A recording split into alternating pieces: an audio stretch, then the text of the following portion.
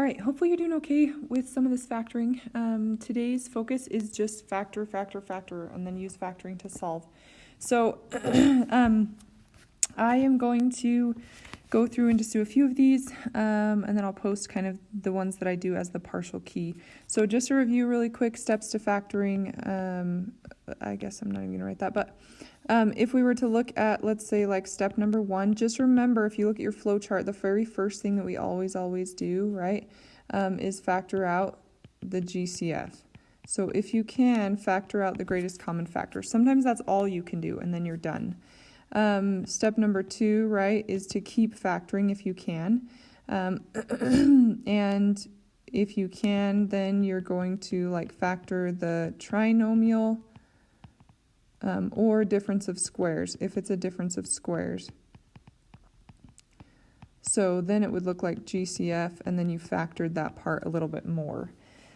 Really, then you're done factoring. So up until that point, you're good. On the next page, we will actually solve. So remember, that's where we almost add this step 0, and we just make sure that we set the equation equal to 0. We move all the terms to one side, and then once it's factored, it kind of adds a step 3, and you just state the solutions.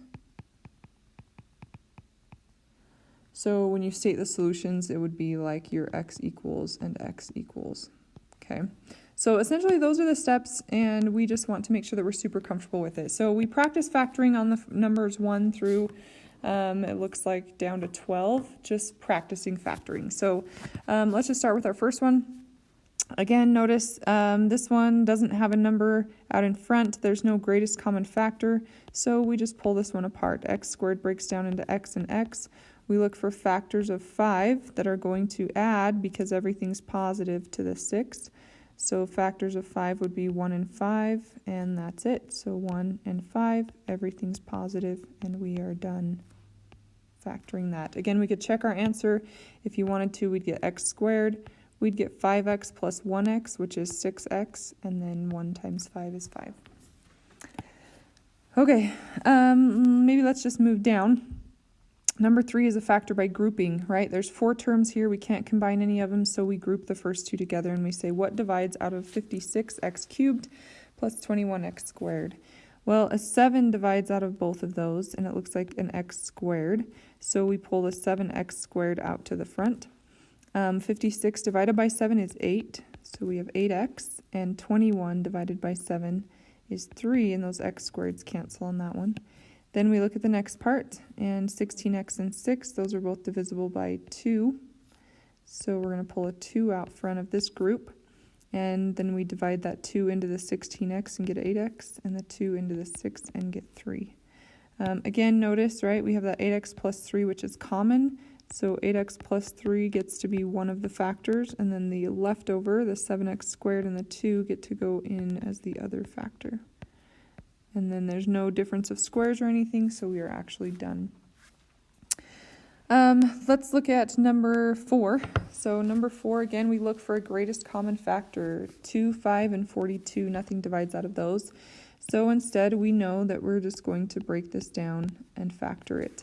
We know here, right, that the only thing that would give us 2a squared would be a and 2a. So we're good there. Factors of 42 would be like 1 and 42, or 6 and 7. Those are our factors.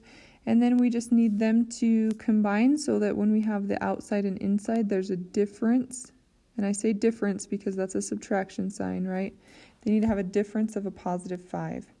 So I already can see that 2a times 6 is 12a, and a times 7 is 7a. If we subtract those, we get 5. We want the 7a to be negative, so the negative goes with the 7. So if I put a here, that means the negative 7 gets to be the outside term with the a, and 2a goes here. That means that the positive 6 goes here, and then I just check my work. This gives me 12a on the inside. I get negative 7a on the outside. That would give me the 5a in the middle. Jumping down again, notice that number 8, it's just a binomial here. So again, I look for a greatest common factor. Does anything divide out of both of those? Yeah, they're both divisible by 2. So we pull a 2 out front, and it looks like we're left with 16 when we divide 32 by 2, m squared, and 2 divided by 2 is 1. Notice 16 is a perfect square, and so is 1, so we can break this up as a difference of squares. So we're going to have 4m and 4m as the square root of 16m squared, and then the square root of 1 is just 1, and 1 needs to be positive, and 1 needs to be negative. Okay. Looking through those, again, maybe let's look at number 9. Number 9, 3r squared plus 2r minus 40. Again, there's nothing that divides out of all three of those, so we immediately know that we're just going to break this down and see if this works. The only thing that will give us 3r squared is 3r and r. 40 could be 40 and 1, it could be 2 and 20, could be 8 and 5. And again, I talked about when we're finding a difference, especially if it's not a super great difference, I'm not going to use these huge numbers probably. So 40 and 1, that would give me like way too big of numbers. So maybe I'll start with the 8 and the 5. Notice if we multiply here, r times 8, that gives me 8. 3r times 5, that gives me 15r, 8 and 15. That's not going to work out because we need a difference of 2. If we do this one, we get 24 and 5. 24 and 5 has a much bigger difference. So then we look at some other options here. If we look at, let's say, 8 and 5 is not going to work. 2 and 20 is also too big, so we must need another factor. Oh, 4 and 10. Excellent. Yeah, look at that. Then we get 12r, and r times 10 is 10r. So there we go. We want 12 minus 10 would give us that 2r. So we want the 10 negative. So we want the 3r to multiply by that positive 4, and we want the r to multiply by the negative 10. And again, we can kind of check our work there. Negative 10r plus 12r gives us that negative 2r, and then you just make sure the first and the last also work. Okay. Jumping to the next page, you've got another factor by grouping here. So let's just maybe do one more of those. Again, you're going to group the first two pieces together. So if we group these two together, they both look like they're divisible by 5 and an m squared. So we want to divide out 5m squared from the first group. That leaves me with 8m, and 15m squared divided by 5m squared would be minus 3. Our next group here, 24m minus 9, they look like they're only divisible by 3. So we'll pull out a positive 3, and that would leave 8m minus 3. Notice the 8m minus 3 is common, perfect. So that gets to be one of our factors. The other factor is the leftovers, 5m squared plus 3. Now that we've practiced all the factoring, we're going to actually solve. So one thing that I want you to notice is on number 14. 14 is actually already factored, and this is actually super common. We see it and we almost want to start multiplying and foiling it out. But remember, factored form allows us to solve. So this guy's already factored. We just have to say what value of b makes this 0. Well, a negative 1 plus 1 would be 0, so negative 1 is one of our solutions. And then we look at the next piece, b minus 7. So a positive 7 minus 7 would give us that factor. Okay. All right, let's look at 15. If we look at 15 again, we ask what is the greatest common factor? It's already set equal to 0, so we're good there. Notice that both of them can be divided by 3, as well as an n. They both have a variable on this one. So we can divide out a 3 and an n. That leaves us with 4n, then plus 3. And notice that one is factored as far as we can go, so now we just solve. And we say, well, if there's an n out front, then n could equal 0 as a solution. Or, right, we find this n value, and again, we know that if we set 4n plus 3 and we say what makes it be 0, well, we subtract the 3 over, divide by the 4. So our second solution there is negative 3/4. Okay. Again, on 16, notice if I look for a greatest common factor, there's nothing that divides out of both of those. So we say, are we done? Nope, that's a difference of squares, right? So notice v can be split up, v and v. 16, the square root of that is 4 and 4. One of them is positive, one of them is negative.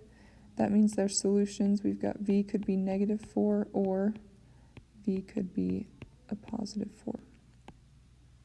Okay, so difference of squares. Moving down, so these last ones, again, the biggest thing here is make sure you set it equal to 0 first. So let's look at 19. If I'm looking at 19 and I subtract 2 here so that I set it equal to 0, I have 8p squared minus 80p plus 200 is equal to 0. Then we have to do some division here. Notice there's a greatest common factor. They are all divisible by 2, and even bigger, I bet they're all divisible by 4. And even bigger, we could check and see if 200, it looks like it's divisible by 8. So let's pull an 8 out. If we do that, we get p squared minus 10p plus 25. Okay, looking at this one again, we have 8 out front. And then we're going to factor that trinomial. So we know that the p squared will split up as p and p. And then that 25, that's going to split up as well. We need them to be the same sign because this is positive 25. And it looks like it's a negative 10, so they're both negative. So we're going to use 5 and 5. Now notice your solution here is going to be p equals a +5. And a +5. You can write it once or twice, doesn't matter. It's a repeated root. So we would just stop there. All right, last one together. Let's look at number 18.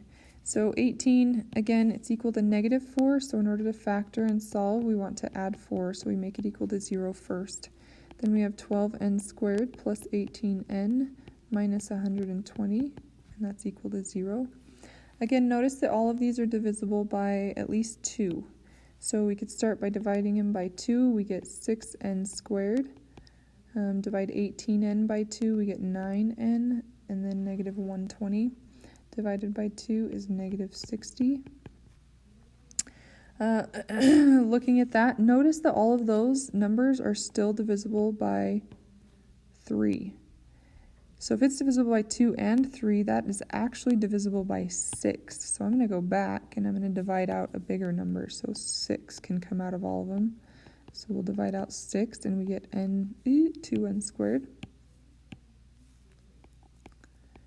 We get 3n. And if we do 120 divided by 6, we end up with 20 or -20. Notice we still have that equals 0.